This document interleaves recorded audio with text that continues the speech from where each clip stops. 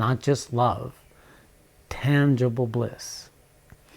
So this is the opportunity of the full embodiment of an enlightenment or a realization brings one to a place where the Sat can say, I'm the Sat, or this is the Sat. It can say, I'm here. I'm really here. This is really good.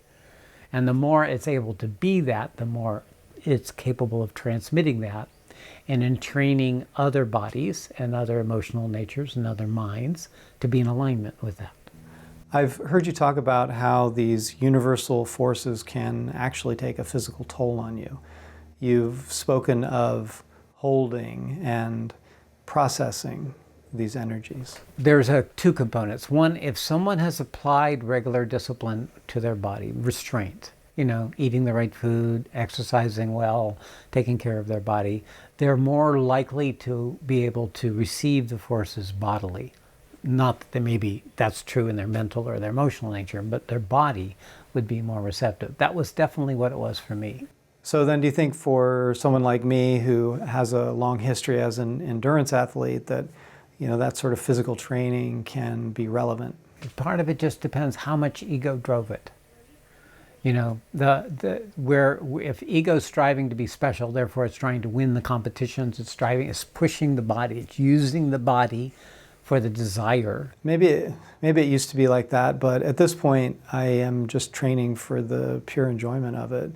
The exhilaration that I feel when I reach the top of a mountain on a bicycle climb, the joy that I feel gliding through the water when I'm swimming. So that's embodiment. Okay. That's embodiment, and that's very healthy, and that's probably why the force was able to come so readily to you, is that there's been the right relationship to the body in a way that enhances it. But people can take the body and push it too hard, and then it can't receive because it's too much stressed by whatever the drive or ambition. Yeah, I never call it a workout. It's not my job. I'm playing. Everybody who's with me, most people, too much exercise isn't the problem.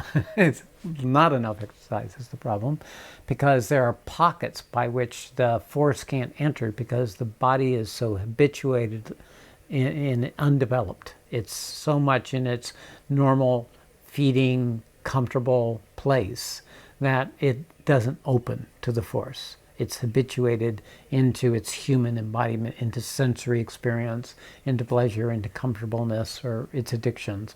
And so therefore the force can't penetrate. So when they're with me, I say to exercise at least 20 minutes a day or more, because then it will allow those structures to start opening up.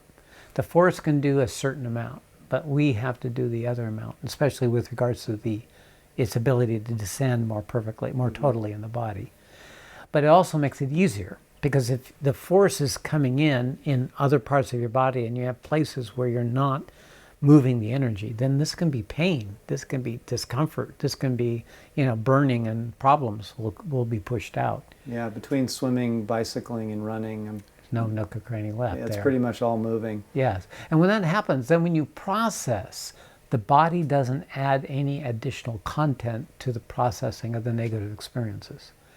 So they're not as intensively destructive or intensively overwhelming when they rise up. Because if you take something like betrayal or hatred or some of these primitive structures of survival, if the body is capable of being with it, it can move more freely. The dark issues can move more quickly. Yes, and also it would be an extremely bad idea not to remain completely present when riding your bike or running down a rocky mountain trail. Yes, correct. And there is a simple reality when you're exercising for an extended period of time that comes up. You're just literally there. If you're running in a trail, you got to watch where your feet go. If you're riding a bike, you got to steer and balance the bike.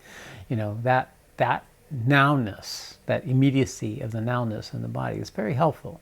Not always required, and people can make great progress and not have the body able to come along in the transformation. So you're leaving an out for people who don't want to become hardcore endurance athletes. The rest of the Mayan Game, yes. Well, okay, that's fine. I'm okay with other people having an option. But this is the story of me. Back to me. Yeah. Another practice that I've developed on long bike rides is to not think about how much farther I have to go, which can be, something like 30 or 40 miles. Instead, I just focus on being where I am. I tell myself I'm not trying to get anywhere, that I'm actually trying to be where I am. And usually I'm in a beautiful environment because where I ride my bike, it's really pretty. So I focus on just being there. And it's interesting. You find this part of you that gets exhausted and can push itself, where normal people would stop, but you keep going.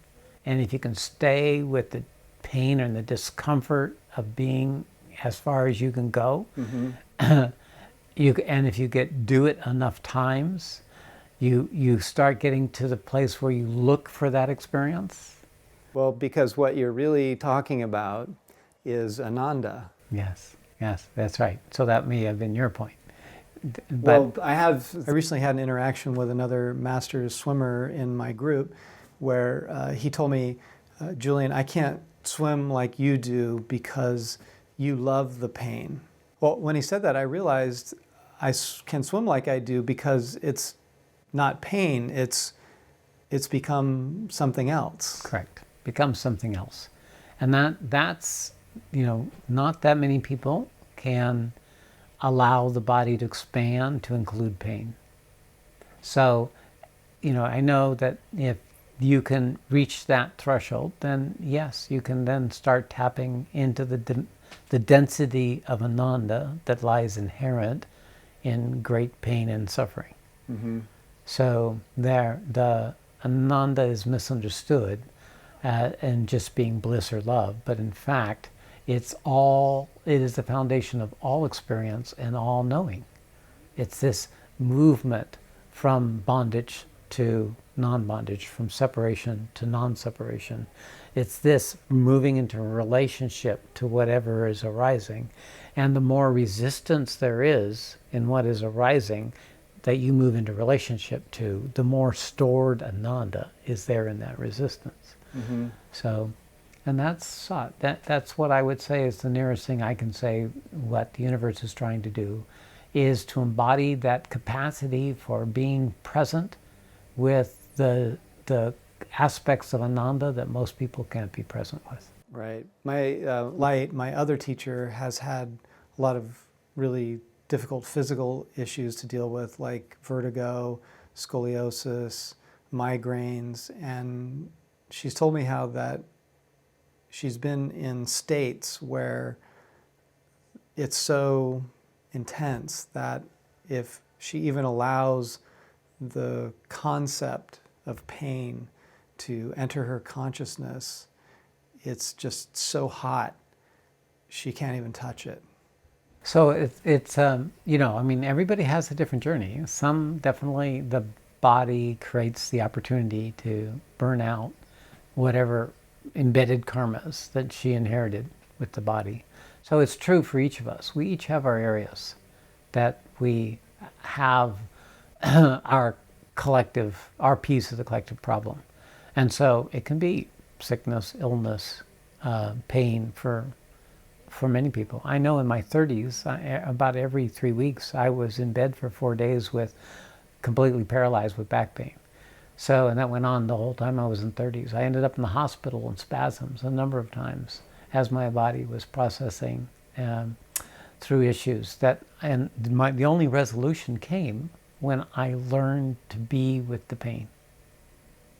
That's what it had to go on until I had fully accepted it, Mm-hmm. like as if for the rest of my life. I think that's what Light was describing too. Yeah. And I think that was a big part of Adyashanti's Yes. path Right, also. right. I believe it is the path. not just Adishantis, all of us. Right. We're all on this same path.